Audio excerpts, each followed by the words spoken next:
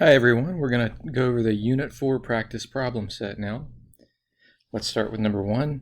When a toy rocket is launched upward from a platform, its height h in feet after t seconds is given by the function h of t equals negative 16t squared plus 95t plus 8. So in this case you've kind of been done the favor of having the model being given to you, but now we're actually going to take the model apart to make sure we understand where it comes from. Let me just remind you, the form of the projectile motion equation is this.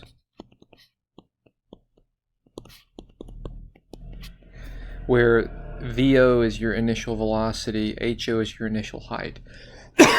Excuse me.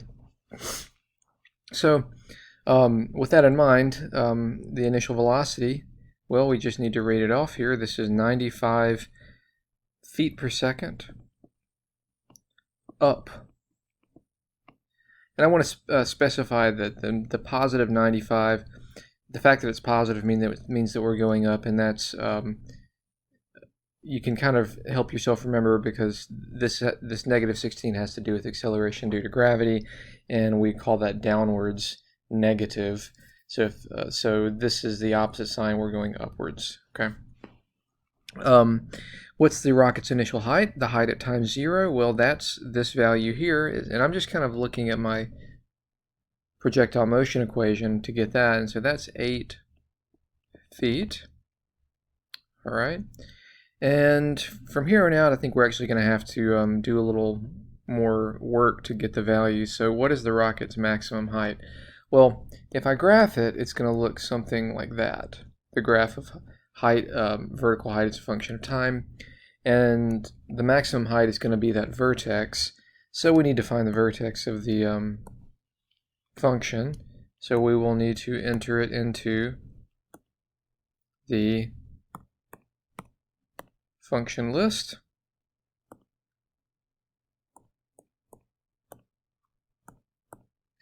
And for my window, actually, let me also turn off my stat plot while I'm here, because I don't. That's from something else. Okay.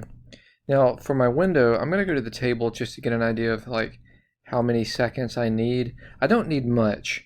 And what I'm looking at here is basically for this to go from positive to negative, because when y1 is negative, we are basically underground. So that's after impact. So this happens at around 6 to 7 seconds. So I can just go, let's say we go to 8 seconds to give us a little breathing room, and then we'll do zoom fit.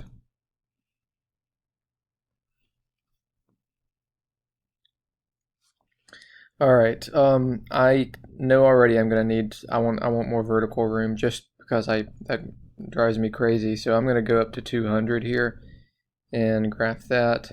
That just gives me a little more room to work. And so now I want to do calc max. So I'm just going to scroll over to the left of this maximum, wherever I think it is, which is about there, and then scroll to the right, hit enter, and then scroll to the right, and then take a guess. Looks like that's about 149, and hit enter again, and now we're calculating our maximum height to be 149.02 feet.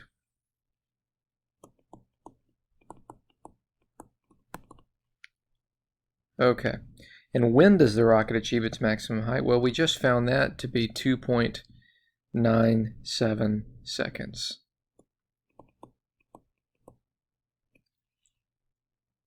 Okay. Part E, when is the rocket 100 feet above the ground? So 100 feet above the ground is going to be some vertical or horizontal line, rather, and we're going to be looking for the intersection of that line with the graph. So this is going to be a calc intersect problem, and I can tell you there's one issue that I can see right off the bat, which is that we have two intersections. We have an ascent and a descent, and the question isn't specific about which one, so it actually wants both of them. So we need to find both of these calc intersections. So, well, we just got to do it. So first curve, second curve, and I'm going to do this rightmost one first. That's just because I'm lazy and that's where my cursor was. So my rightmost descent intersection is at 4.72.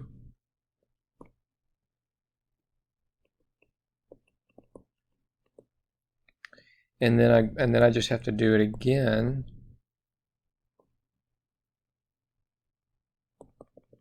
And you might want to move your cursor over here so you're more clear on what you're actually working with. Uh-oh. So first curve, that'll work. Second curve, that's good. And then for my guess, I'm going to move there. And so I have an intersection of 1.22. So those are my two intersections. Part F, what is the total length of time that the rocket is in the air? So the total length of the time that the rocket is in the air will correspond to the time of impact. When we hit the ground, that time is the total time that you're in the air, that elapsed time. So that's a Calc 0 question. We can get rid of this, and let's go to Calc 0.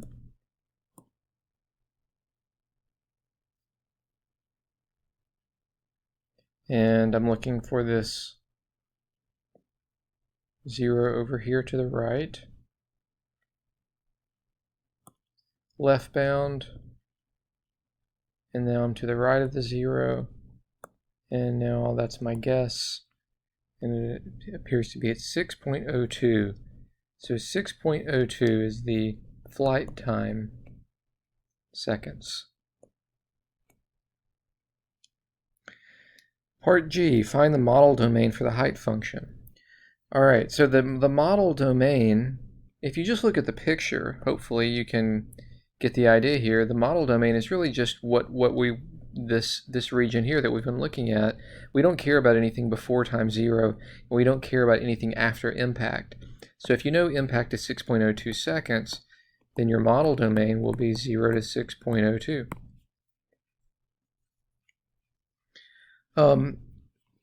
Part H, own the model domain. The average rate of change is doing what? Well, again, let's refer to the picture. We are concave down. We have a function that's increasing and then decreasing. But what is the average rate of, let me be careful here. The function is increasing and decreasing. The average rate of change is actually constantly decreasing. I shouldn't even say constantly, that'll be confusing. Let's just say it's decreasing. So it is decreasing over that entire region. And let me, if you're confused about that, let me try to explain that a bit more. Let me open up a whiteboard to draw on a little bit.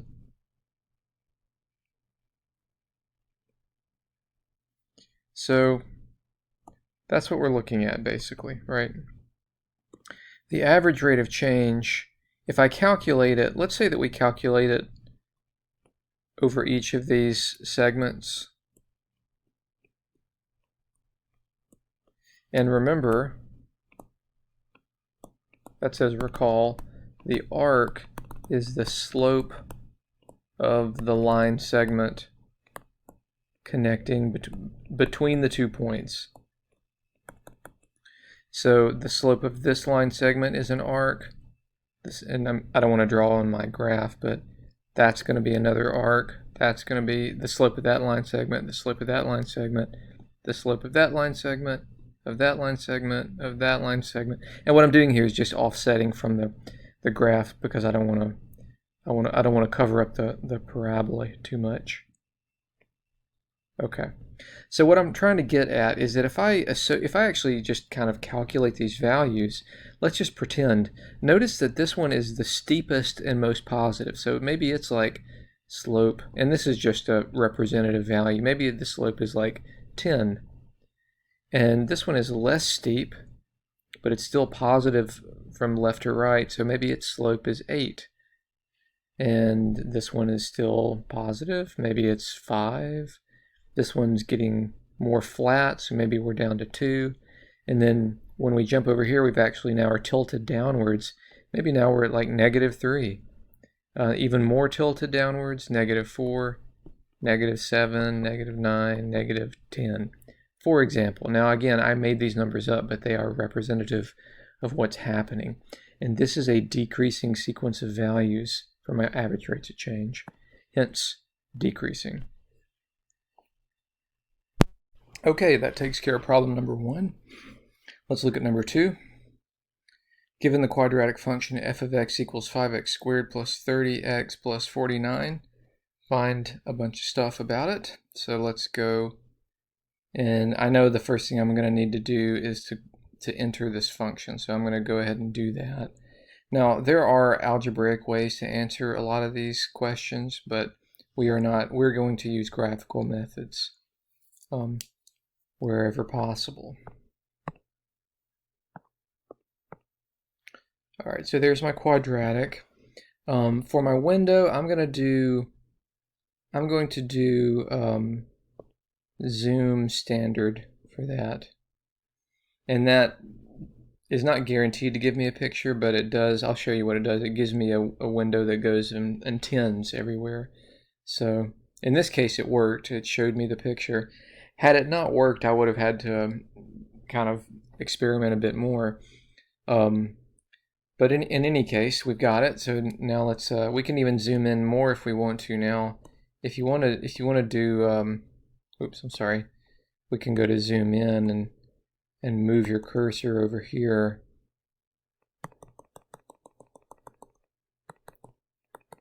And then hit enter again, and that will kind of center me even more. And oh, well, that wasn't good. I don't like that at all.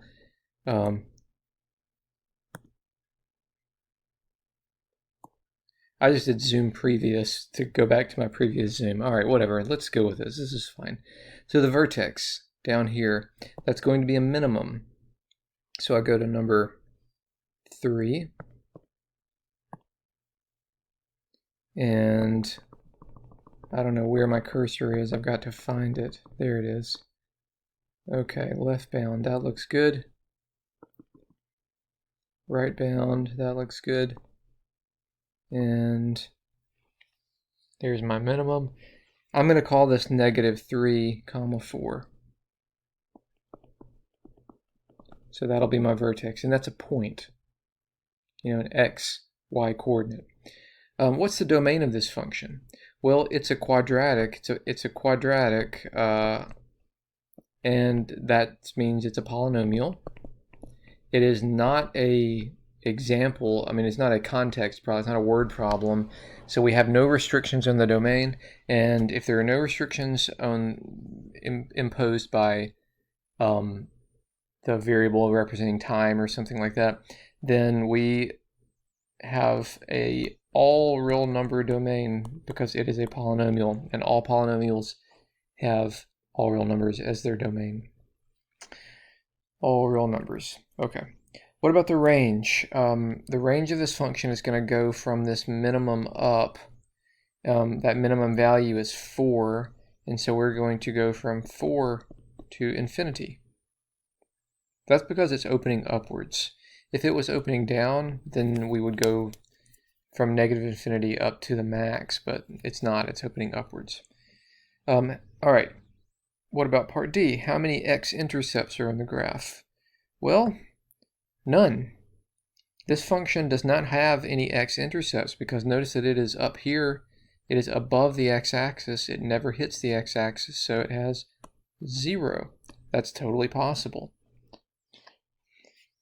Part E, find the intervals in which the function is increasing.